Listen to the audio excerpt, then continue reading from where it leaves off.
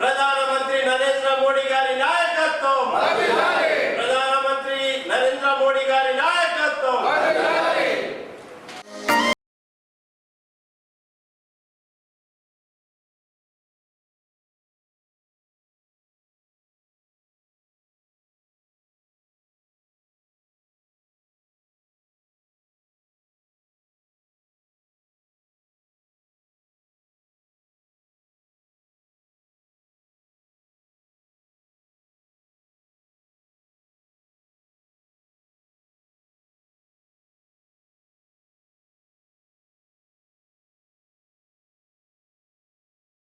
పండిత్ దీన్ దయాళ్ గారి వారు 1916లో వారు జన్మనిచ్చడం, జనసంఘ్ ఏర్పడుతున్నప్పుడు ఏర్పాటు చేసిన దాంట్లో వారి యొక్క పాత్ర యువకులందరినీ ఉత్సాహపరుస్తూ ఎన్నో, ఎందుకంటే శ్యామప్రసాద్ ముఖర్జీ గారు జనసంఘ్ వ్యవస్థాపకులు, వీరు సహా వ్యవస్థాపకులు. వారు ఏదైతే భారతదేశం అఖండంగా ఉండాలని శ్యామప్రసాద్ ముఖర్జీ గారు వారి యొక్క నిర్ణయంతోనే జనసంఘ్ ఏర్పడింది. ఆ జనసంఘంలో ఇంకో రెండో మూల సిద్ధాంతమైన అంత్యోదయ, భారతదేశంలో చిట్ట చివరి వ్యక్తి వరకు న్యాయం జరగాలి, ఫలాలు రావాలని చెప్పి ఈరోజు ఎన్నో ప్రభుత్వాలు పెన్షన్లు కానీ, లేకపోతే రుణమాఫీలు కానీ, లేకపోతే రైతు బంధువులని కానీ, ఇంకే బంధువులు పెట్టుకున్నా ఏది పెట్టుకున్నా పేదవాడికి న్యాయం చేయాలి, చిట్ట చివరి వ్యక్తికి న్యాయం చేయాలని 1951 తలచిన వ్యక్తి దీన్ దయాళ్ గారు. అంటే వారు ఏదైతే సిద్ధాంతం కోసం, వారు నమ్మిన సిద్ధాంతం కోసం ఏదైతే ప్రయత్నం చేశారో, చాలామంది కూడా భారతీయ జనతా పార్టీలో శ్యామాప్రసాద్ ముఖర్జీ గారు లేకపోతే పార్టీ నడవదు అనుకున్నారు. కానీ దీన్ దయాళ్ గారు పార్టీలో చాలా యువకుల్ని ఏ సిద్ధాంతం కోసం దేశము ధర్మము బాగుండాలని చెప్పి ఆ సిద్ధాంతాన్ని నమ్మిన వ్యక్తులందరినీ కూడా భారతీయ జనతా పార్టీకి జనసంఘ్ దగ్గర చేసి వారందరితోని పార్టీని నడిపించడం జరిగింది.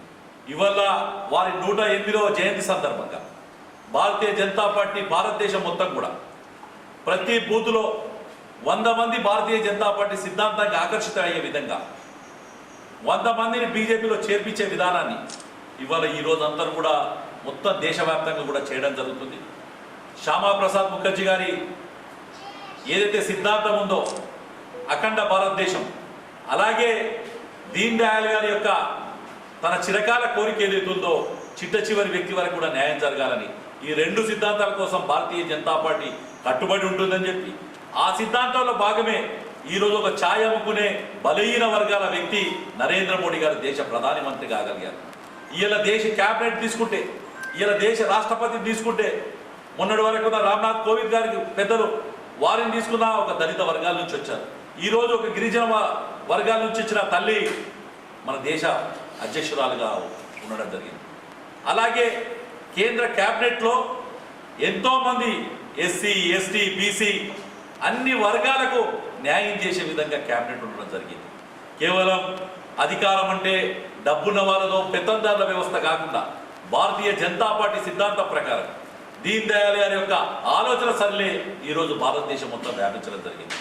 చాలా దేశాలలో నిన్న ఒరిస్సా ముఖ్యమంత్రి అయిన వాళ్ళని చూసాం, మధ్యప్రదేశ్ ముఖ్యమంత్రి అయిన వాళ్ళని చూసాం, రాజస్థాన్ ముఖ్యమంత్రి అయిన వాళ్ళని చూసాం.